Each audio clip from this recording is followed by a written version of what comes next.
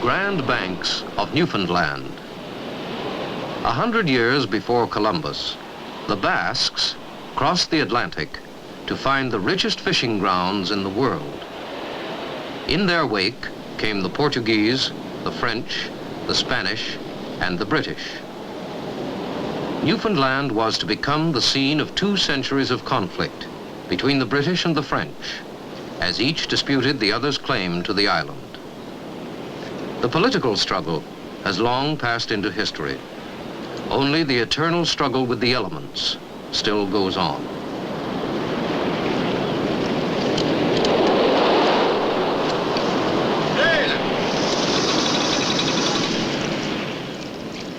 Salmon, tuna, haddock, and halibut, mackerel, turbot, herring, and sardine abound in these waters.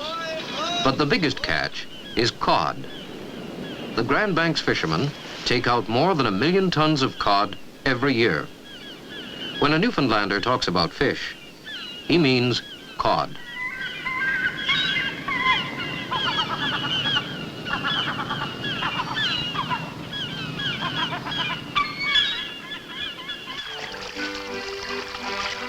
Equally as important as fishing on the high seas is Newfoundland's inshore fishing. In the late spring, the young squid come inshore in their thousands. Squid is so plentiful in Newfoundland waters that it's become almost an emblem of the island.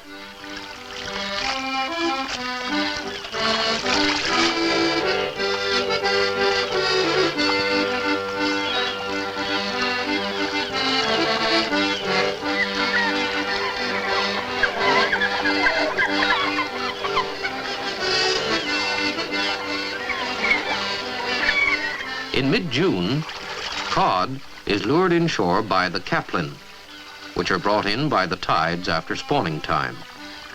They can be caught from the shore by anyone handy with a net.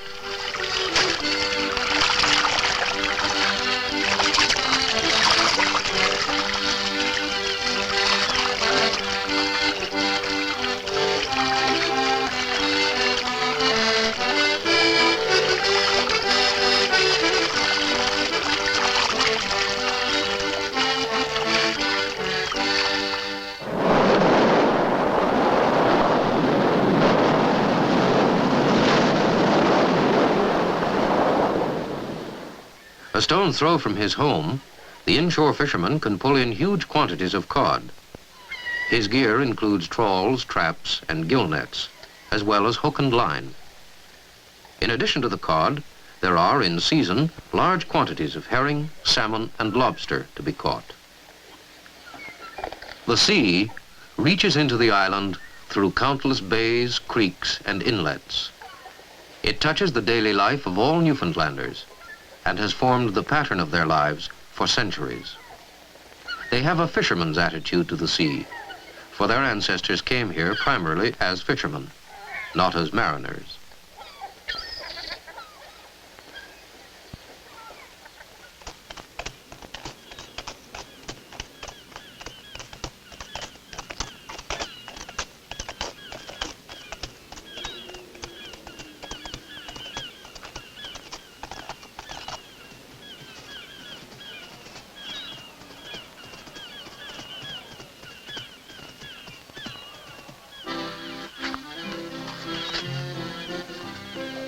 A third of the population makes its living from fishing and its allied industries. At Black Duck Brook, they work as they have worked for centuries. The cod are split, gutted, washed, salted, and laid out to dry.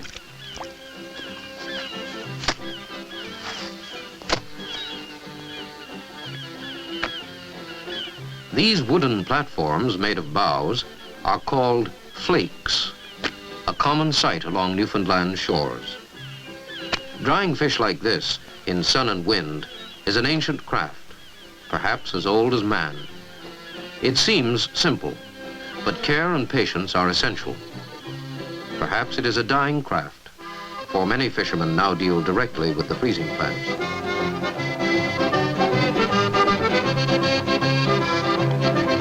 The settlement of Newfoundland was a long, slow process, longer than most other colonies of the New World. The rocky, fog-bound coast did not seem as tempting as the adjoining waters, which were teeming with fish. The fishermen from Europe landed on the coast only to make repairs and take on fresh water for their voyage home. It was not until the 19th century that the island's potential was seen, and men looked inland beyond the forbidding shores.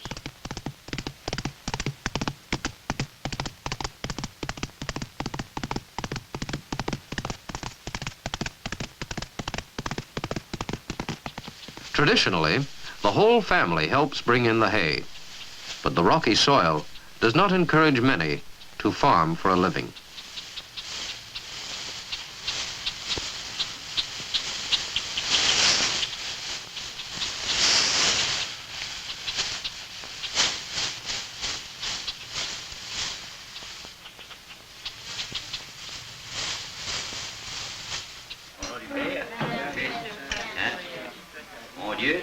Bénissez la au nom du Père, du Fils, je vous bénis tous.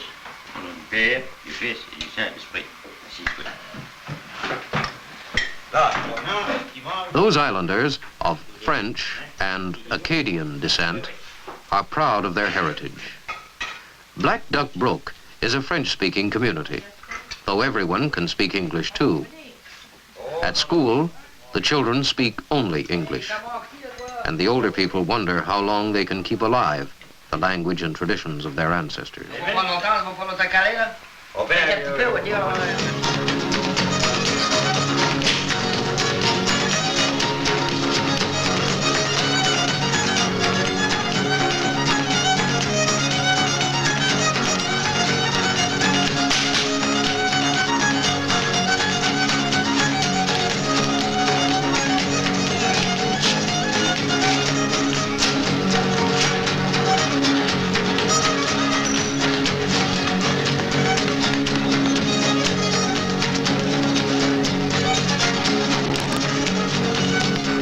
Since their first fishing expeditions to Newfoundland, the Basques have been part of the island's history.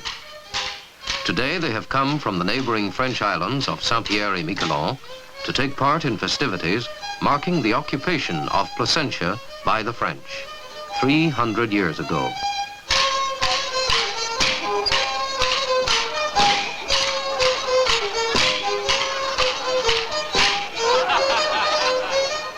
Placentia, called by the French Plaisance, was named by the Basques centuries ago when they first discovered the sheltered bay on the southeast corner of the island.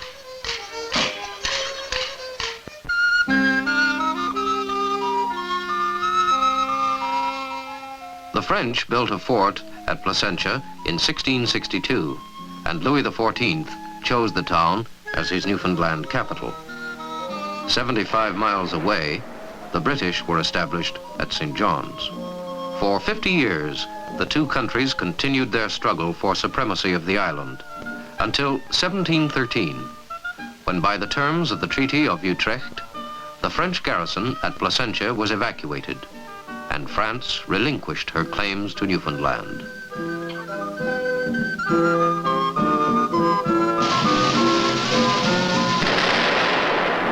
But the controversy between the two countries continued over French rights to catch and actually go ashore to dry the fish. The matter was resolved when the islands of Saint-Pierre et Miquelon were returned to France in 1763. They have remained French ever since.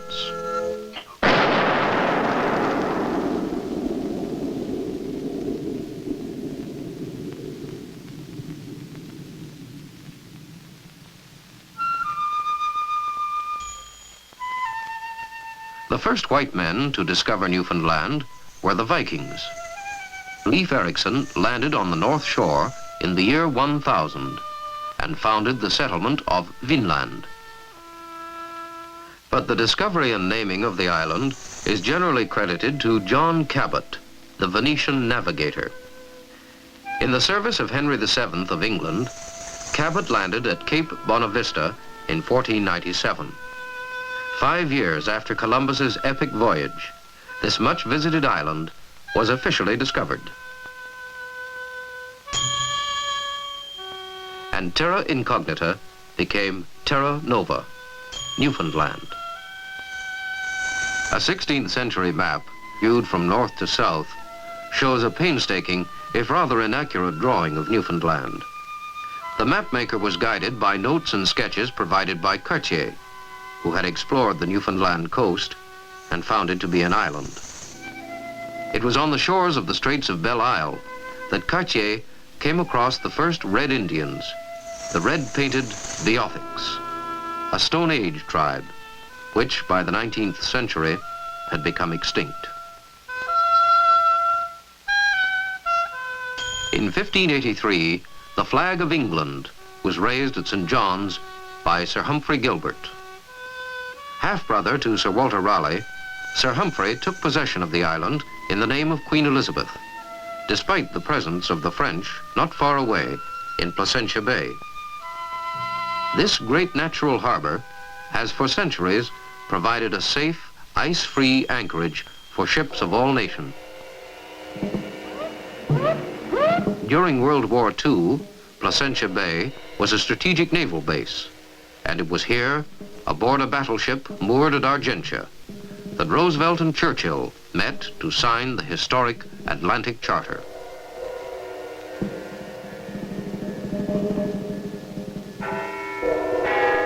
Called Britain's oldest colony, Newfoundland is also Canada's youngest province. In 1947, Newfoundlanders were given the choice of self-government, British rule, or union with Canada.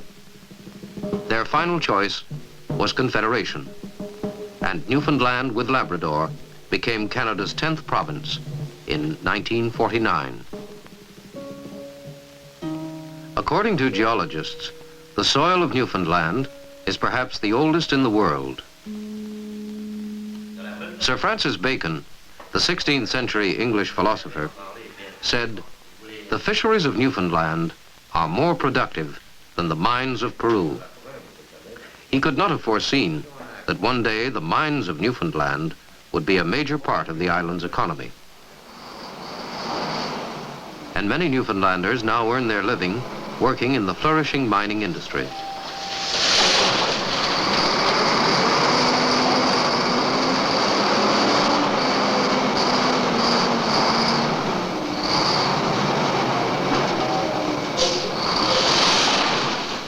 The island has substantial deposits of zinc, copper, lead, asbestos, gypsum, and fluorspar, while it supplies more than half the iron ore produced in Canada. Yeah, that's all frustrating.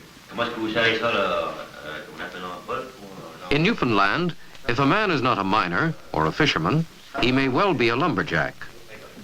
Wood is Newfoundland's greatest source of revenue. The pulp and paper industry brings in more money than iron ore and fish.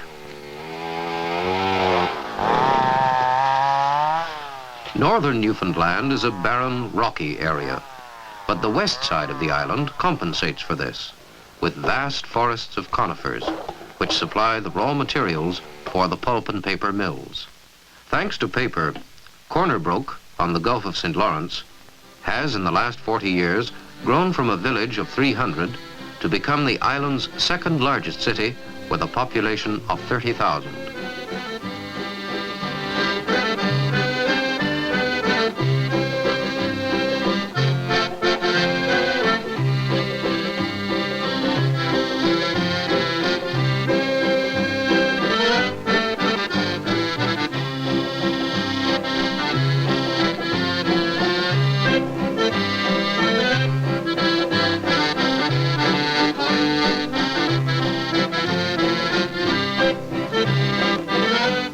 The biggest integrated paper mills in the world are at Brook.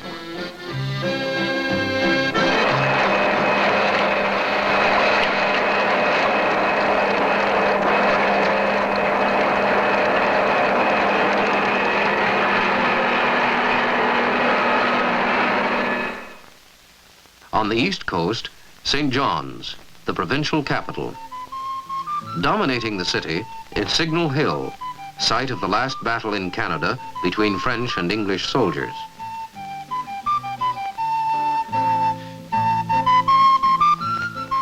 St. John's is located at the easternmost tip of North America. In 1901, it was here at the foot of Cabot's Tower that Marconi heard the faint signal of the first transatlantic wireless message. Oldest city on the continent, St. John's has witnessed the ebb and flow of history.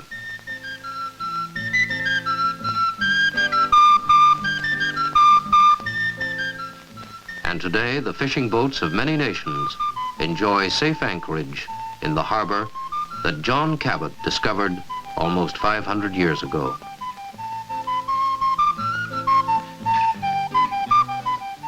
Battered by the sea, these ancient rocks have seen the beginning and the end of the great ice age. They are as old as the world itself.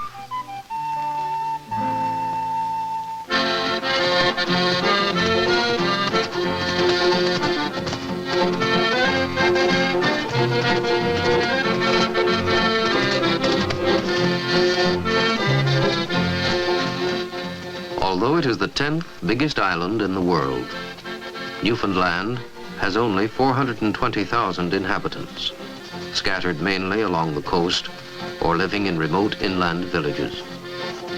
It is an island of contrast, of youth and age, a land at once rich and poor.